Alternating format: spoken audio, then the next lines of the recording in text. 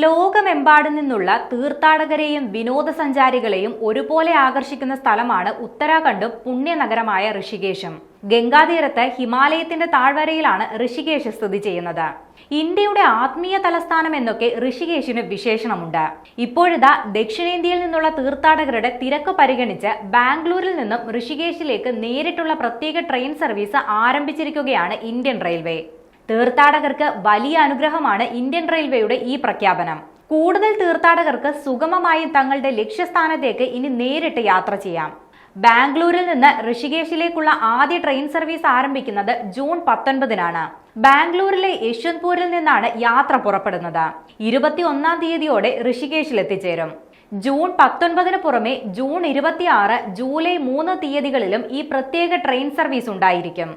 മടക്കയാത്ര June 21, 28, July 5 തീയതികളിൽ വൈകുന്നേരം 5:55-ന് ഋഷികേശിൽ നിന്നും പുറപ്പെടും. ബാംഗ്ലൂരിനും ഉത്തരാഖണ്ഡിനും ഇടയിലുള്ള ആദ്യത്തെ നേരിട്ടുള്ള റെയിൽ കണക്ടിവിറ്റിയാണിത്.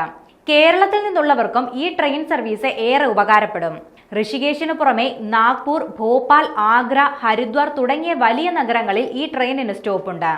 യോഗ തലസ്ഥാനം എന്നറിയപ്പെടുന്ന ഋഷികേശിലേക്ക് ദക്ഷിണേന്ത്യയിൽ നിന്ന് നിരവധി ആളുകളാണ് പോകുന്നത്. ഇതുകൂടാതെ ഹിമാലയത്തിൽ ട്രെക്കിങ്ങിനായി പോകുന്ന വിനോദസഞ്ചാരികൾക്കും ഈ ട്രെയിൻ ഉപകാരപ്പെടും. തീർത്ഥാടകർക്കായി നിരവധി മികച്ച പാക്കേജുകളാണ് ഇപ്പോൾ ഇന്ത്യൻ റെയിൽവേ ഒരുക്കുന്നത്.